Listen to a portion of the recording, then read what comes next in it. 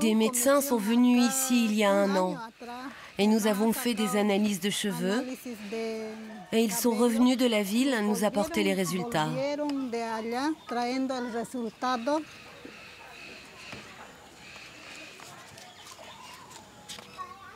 Ça, c'est sur la contamination. Ils m'ont expliqué que j'avais 4,3 de mercure dans mon corps. Dans l'échantillon, concentration de mercure dans les cheveux, 10,0. J'ai 10 parties par million. Je ne sais pas ce qu'est le mercure. Je pense que je suis contaminé, non? Mais je ne comprends pas.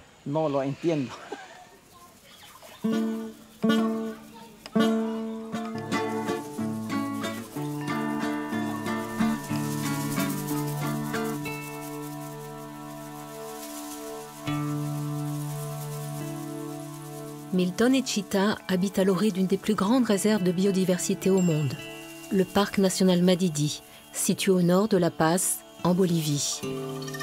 Leur vie, étroitement liée aux rivières qui serpentent à travers leur territoire ancestral, est aujourd'hui menacée par un ennemi invisible, le mercure. L'augmentation des prix de l'or et les politiques boliviennes favorables à l'activité minière ont multiplié les exploitations dans la région, provoquant la destruction de millions d'hectares de forêts et une contamination sévère au mercure, un métal lourd utilisé dans l'extraction de l'or.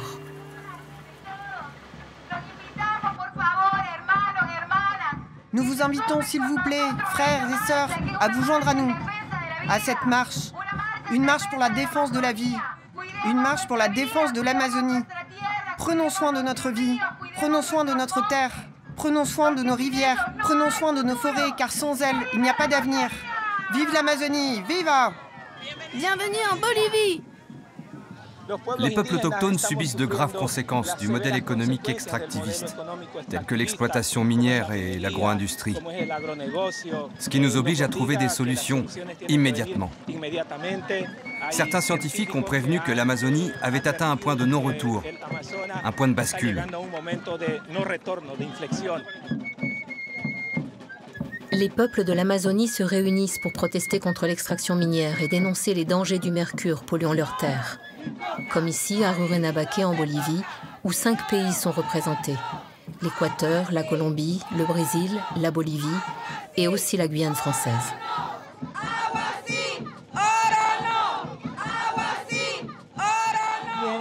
Qu'il y a des populations vivant dans un village du Haut-Maroni, se sont regroupées pour dénoncer cette contamination au mercure et ont intenté un procès contre le gouvernement français pour inaction.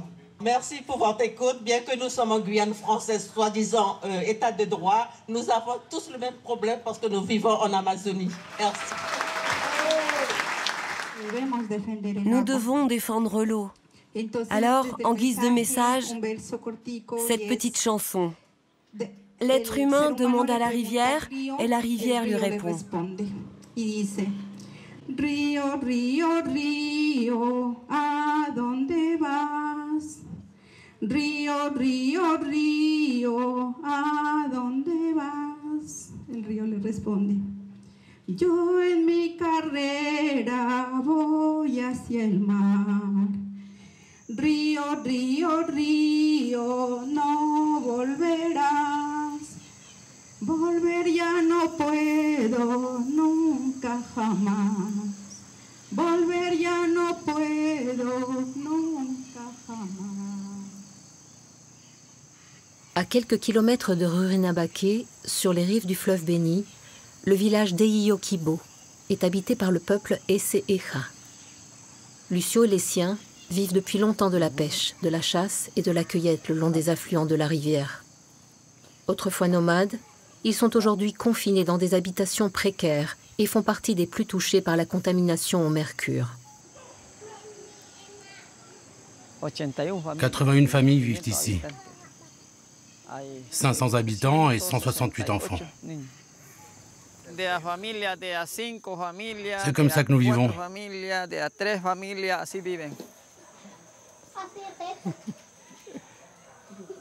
Nous mangerons du poisson tous les jours, même s'il est contaminé. Il n'y a rien d'autre à manger.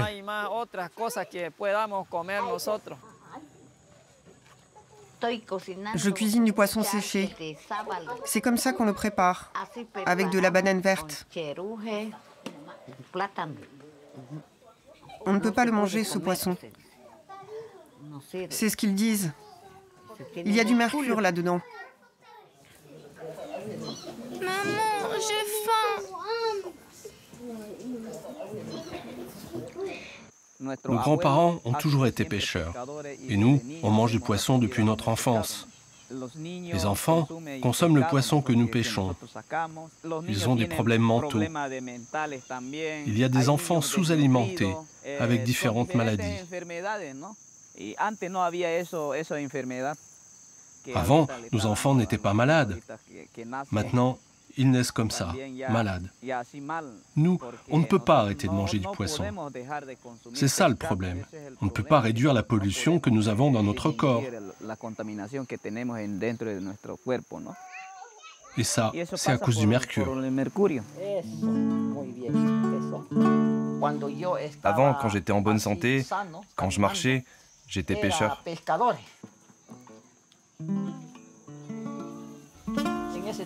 À l'époque, il y avait beaucoup de poissons dans la rivière.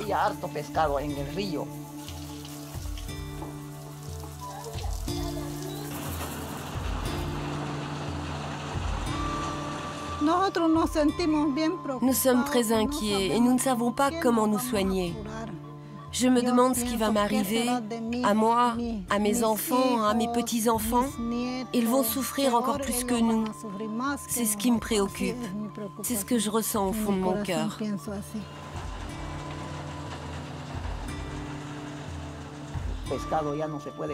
Le poisson, on ne peut plus en manger. Il est contaminé à cause des mineurs. Les mineurs qui travaillent là-haut, en amont du fleuve, pour prendre l'or. Utilisé pour amalgamer les particules d'or, le mercure se retrouve rejeté dans l'environnement, contaminant les sols, l'air et surtout les rivières. Même à faible dose, il provoque des troubles neurologiques graves, des atteintes rénales, des paralysies, des cancers et des problèmes de développement, notamment chez les enfants.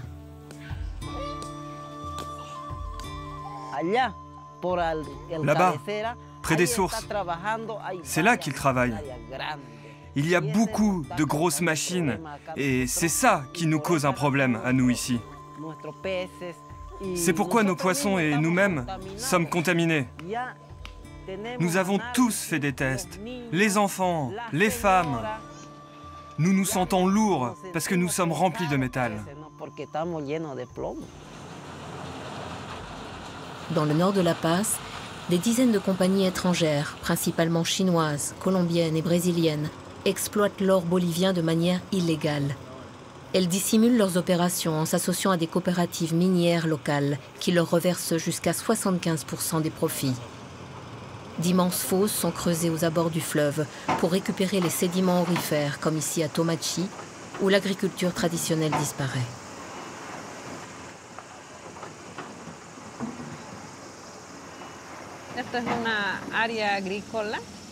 Avant, c'était une zone agricole, une communauté agricole.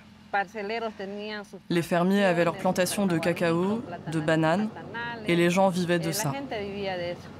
Aujourd'hui, comme vous pouvez le voir, elles ont été détruites par l'exploitation minière. Ils cultivaient de tout. Mais avec la terre dans cet état de destruction, on ne peut plus rien planter. L'or, c'est momentané. Vous exploitez une mine et un an plus tard, il n'y a plus rien. Alors que quand vous cultivez, chaque année, vous récoltez.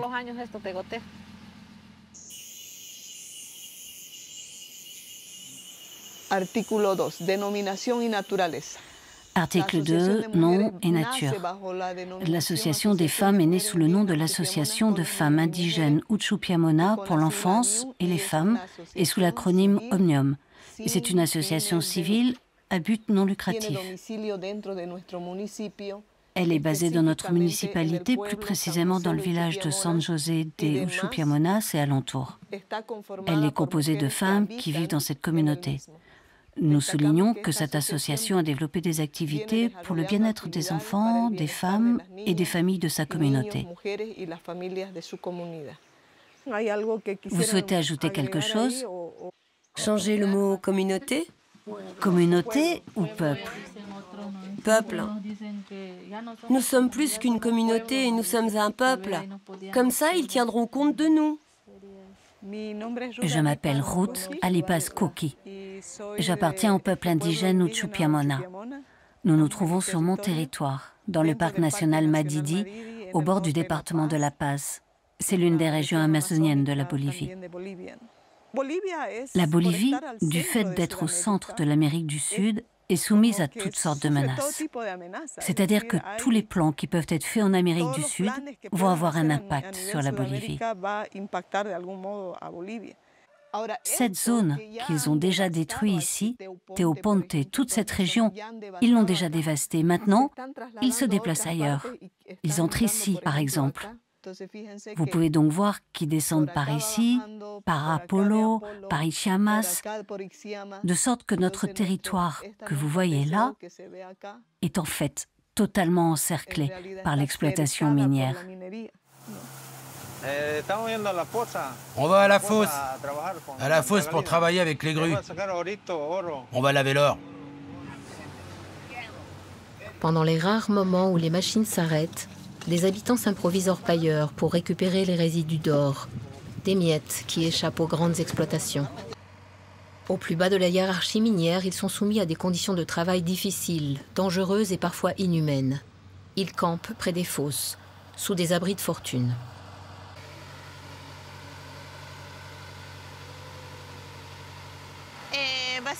Nous entrons à midi, on essaye de trouver de l'or, on travaille essentiellement avec des pelles et des bâtés. Nous sommes des particuliers. Les partenaires et les entrepreneurs, ceux qui travaillent avec les machines, ce sont eux qui gagnent le plus, parce qu'ils prennent 70%.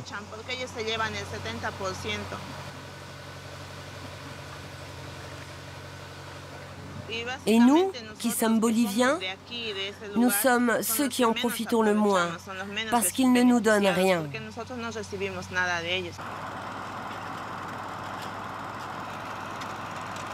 Presque rien.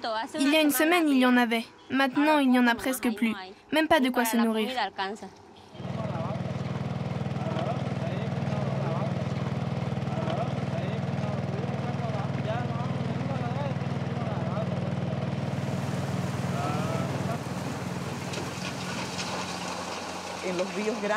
Sur les grands fleuves, comme le fleuve Beni ou le fleuve Madre de Dios, par exemple, il y a de grandes dragues appartenant à des entreprises chinoises, colombiennes, brésiliennes. Elles se cachent derrière des petites coopératives locales qui servent de façade pour ne pas payer d'impôts ou ne pas payer de royalties. Bon, voici comment ça se passe. De là-haut, la terre arrive ici et passe des deux côtés. Il y a plein d'or dans cet ami.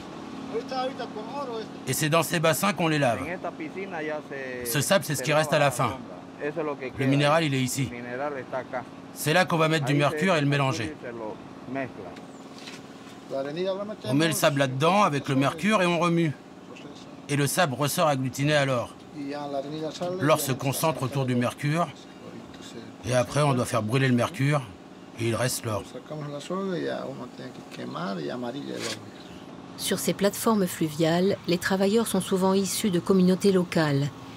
Ils manipulent le mercure pour amalgamer l'or, tout comme les grandes exploitations, sans aucune protection.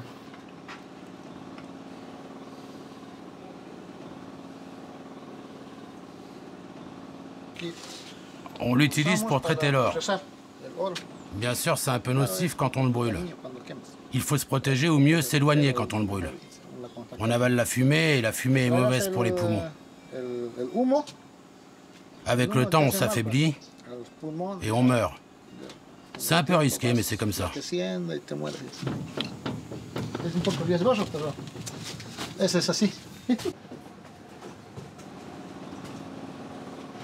On travaille tout le temps. 5 personnes, jour et nuit, avec des équipes tournantes, 24 heures sur 24. Ça ne s'arrête jamais.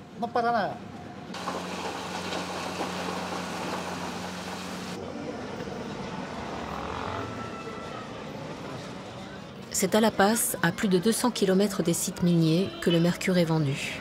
Depuis 2015, 180 tonnes de ce métal entrent chaque année en Bolivie, dont la moitié est destinée à la contrebande.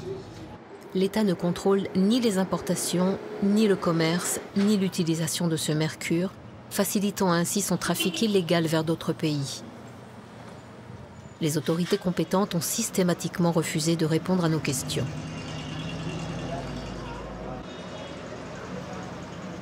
Oscar Campanini, directeur du CEDIB, un centre indépendant d'information, observe ce phénomène depuis la rue Tarapaca, la rue de l'or. Ces commerces vendent des bijoux, mais en plus de l'or, c'est aussi un endroit où l'on vend du mercure librement. La Bolivie est actuellement le principal importateur légal de mercure dans le monde. Et la Bolivie est en quelque sorte le pays qui blanchit ce mercure illégal pour qu'il puisse entrer dans les pays voisins. Celui-là, on le vend qu'au gramme. C'est du vrai, hein? C'est l'original.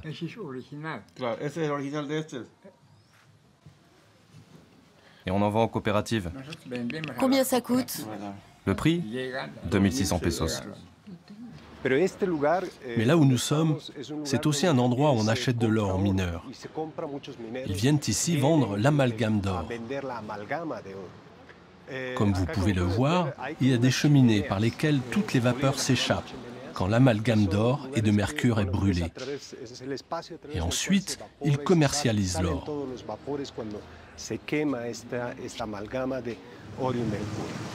Le mercure n'affecte donc pas seulement la région de l'Amazonie, mais des endroits comme celui-ci dans la ville, la principale ville de Bolivie, une zone tout à fait centrale.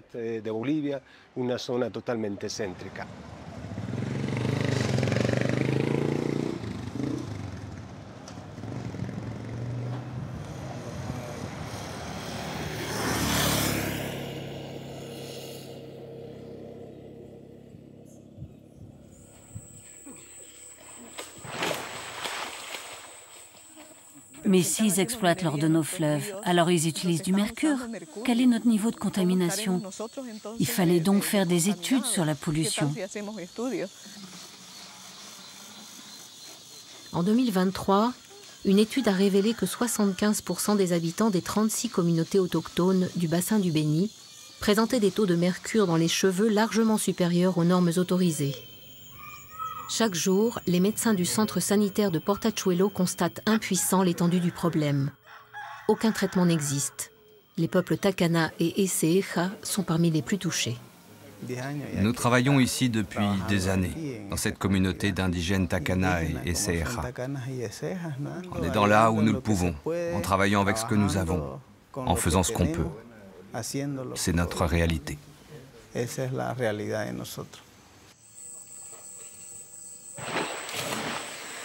Le mercure est cumulatif.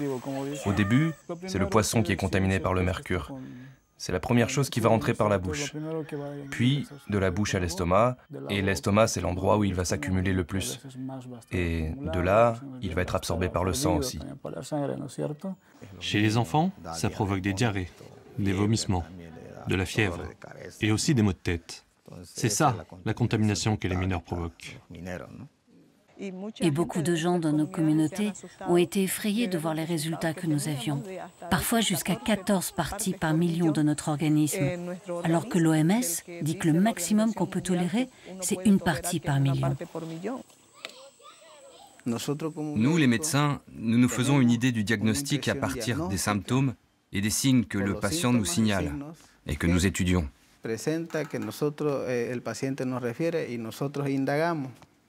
Mais ce diagnostic, nous devons le faire confirmer par un laboratoire. Et si nous n'en avons pas, qu'est-ce qu'on peut faire?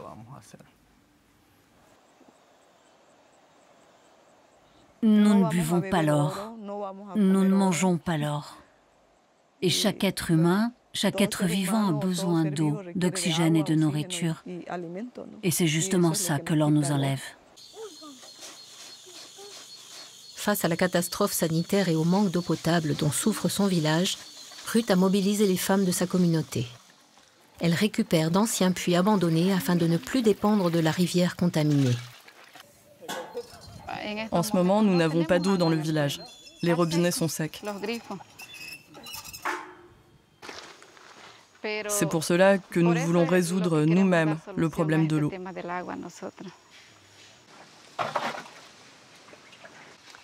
Nous sommes en train de tout nettoyer pour pouvoir recueillir de l'eau propre.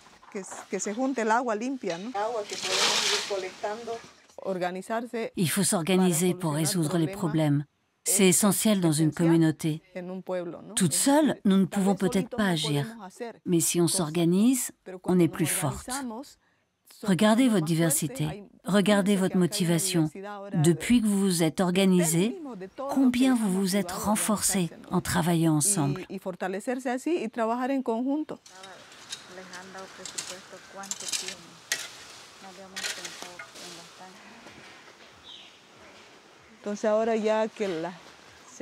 Maintenant que les dames ont tout nettoyé, nous allons capter cette eau pour l'acheminer jusqu'à un réservoir plus bas afin d'avoir suffisamment d'eau et ainsi la pomper vers là-haut.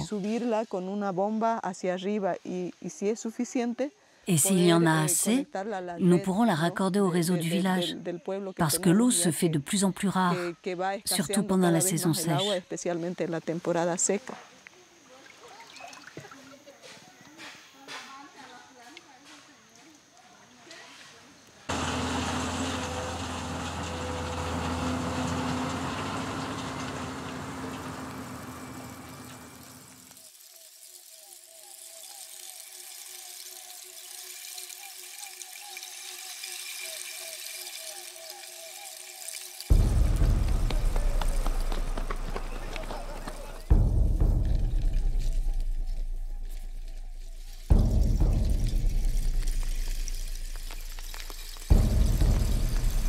Dans ces profondeurs se joue un drame humain.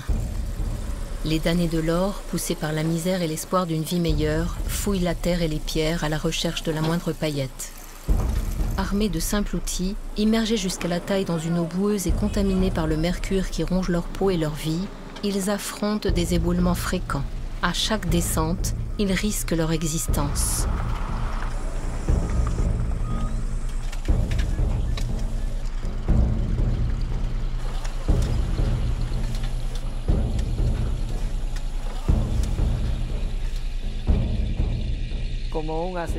La mine, c'est comme un assassin. C'est ce qui nous reste à attendre. Quand allons-nous mourir? En quelle année allons-nous mourir? Voilà ce que je pense. Quel jour? Quel mois allons-nous aller au trou? Au cimetière? C'est tout ce que nous attendons. Il n'y a plus rien d'autre à faire.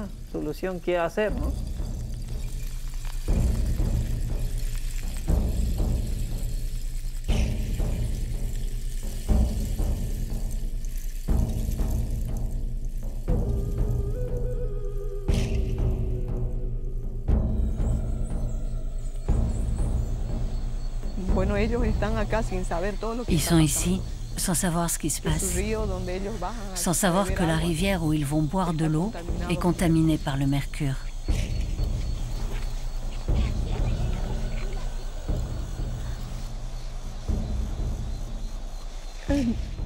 Nous, qui avons grandi dans cette rivière, nous l'avons descendue, remontée, en nous nourrissant de ces poissons. Nous ne comprenons pas pourquoi, pour de l'or ou de l'argent, nous devons perdre tout cela.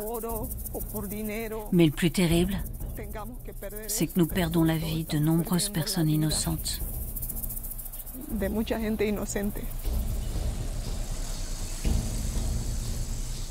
Les peuples des rivières d'Amazonie, Eseeja, Simane, Takana, Mosetene, Uchupiamona, sont marqués à jamais par l'empreinte invisible du mercure, un poison subtil, dont le taux dans leur sang ne cesse d'augmenter, comme le cours de l'or sur les marchés financiers.